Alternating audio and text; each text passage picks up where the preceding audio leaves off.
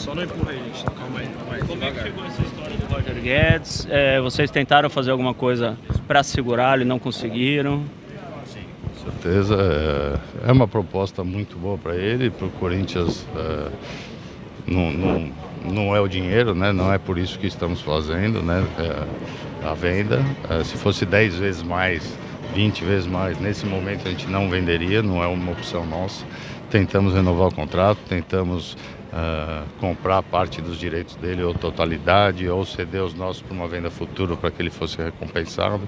Mas todos, né, eu fiz questão de deixar claro já na chegada dele, pensando e sabendo que esse momento chegaria, de que ele abriu mão de muita coisa para vir naquela época, que o Corinthians não teria ali condições de pagar o que outros clubes estavam pagando para adquirir os direitos dele. Ele estava saindo livre, abriu mão de muito dinheiro no clube que ele estava, na China. Então, por isso, hoje a gente tem que atender a ele, atender à vontade dele. E faz parte, né? Faz parte do futebol. Infelizmente tentamos de tudo, mas o Roger segue o caminho dele, que ele tenha muito sucesso, que é um moleque muito do bem. E vocês nem foram pegos de surpresa, né? Porque isso já era esperado.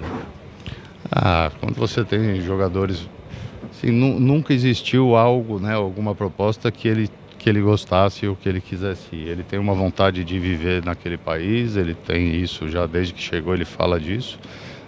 Então agora chegou o momento e paciência, a gente tem que entender e torcer para o bem dele, e o Corinthians seguir brigando, lutando pelos campeonatos. Infelizmente, mas eu parei aqui em 2, 3 lugares na zona mista mesmo, e nenhuma pergunta foi sobre o jogo, sobre o 2-1, sobre como o time produziu, sobre como fizemos um bom jogo. Mas o Corinthians segue, tá aí, acabamos de fazer um bom jogo, ganhamos o jogo e vamos embora, bola para frente. Duílio, e quais serão as movimentações do Corinthians no mercado, né? Muito se fala de Alexis Sanches, o que você falaria para o torcedor assim esclarecer? Nada, sem nenhum tipo de ilusão, sem nenhum tipo de expectativa falsa. O mercado que você colocou acaba daqui a pouco, tem menos de 24 horas. Qualquer jogador estrangeiro, por exemplo, você tem que ter um documento dele, ele tem que fazer o visto de trabalho e tudo isso. É impossível ser registrado num período desse. Então, só para a gente não criar falsas expectativas no torcedor.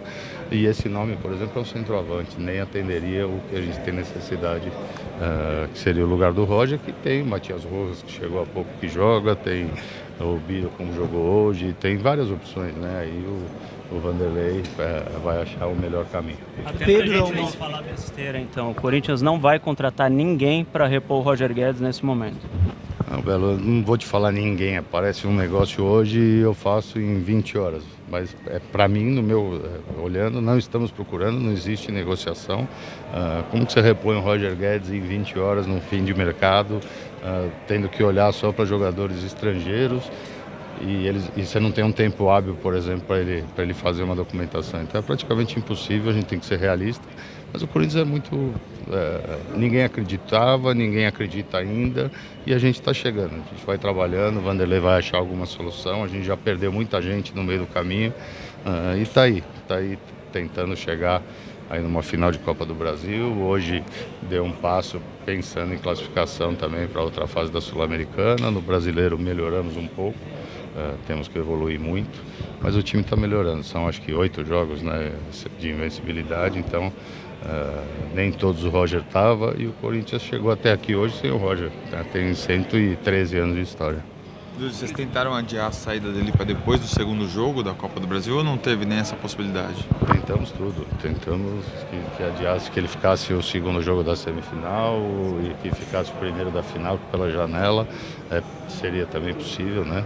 O segundo não, mas a gente tem que seguir, o Corinthians segue, tem ótimos atletas, o Vanderlei é competente para fazer o time jogar, existem também vantagens, você muda a forma de jogar, você ganha em outros aspectos, então não é um jogador que vai mudar o nosso caminho e a história do Corinthians. Mas tentamos tudo que foi possível, e quem compra que é o jogador imediatamente. A gente vê movimentações do São Paulo essa semana, trazendo o Lucas, trazendo o Ramos Rodrigues. O Corinthians, mesmo sem o Guedes, continua com força para classificar para uma final, na sua visão? Na minha, sim, né? De todos vocês, não. O O São Paulo segue mais favorito que nunca. No primeiro jogo já não tínhamos chance nenhuma, pela opinião geral. E o Corinthians fez um bom jogo, conseguiu o resultado.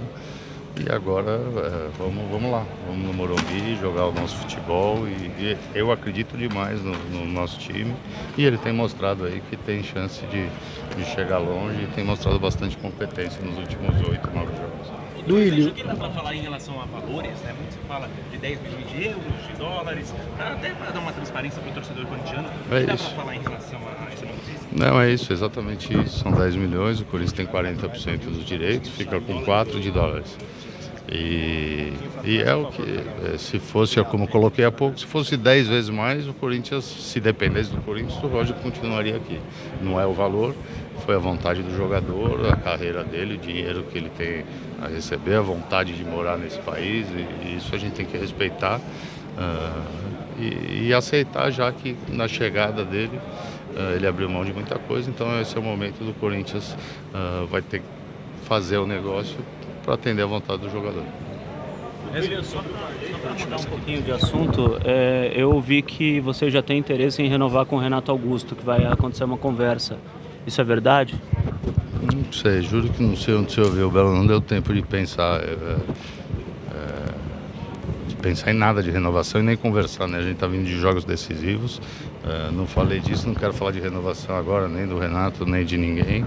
Vai chegar o momento da gente sentar, conversar, como eu já coloquei outras vezes, tem eleições esse ano, não se sabe qual treinador vai ser o treinador do ano que vem, então acho que uma coisa de cada vez, né? A gente está numa reta final aí de Copa do Brasil, chegando em fases decisivas da Sul-Americana, brasileiro também numa posição que ainda não é confortável, então não é hora, acho que cada coisa na sua hora, não é momento de falar disso. Sobre o Barleta também, que foi vendido para o Ceará essa semana, 6 milhões, né? O Corinthians considerava ele um jogador promissor e tudo mais. O que mudou nessa análise do Barleta e por que liberar ele?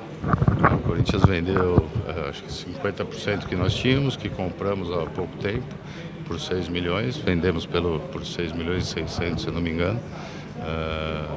O Corinthians abriu mão, não, o Barleta não está sendo utilizado, ele foi destaque do campeonato paulista, fez um grande campeonato, é um menino novo, tem o direito de jogar, tem o direito de seguir a carreira dele.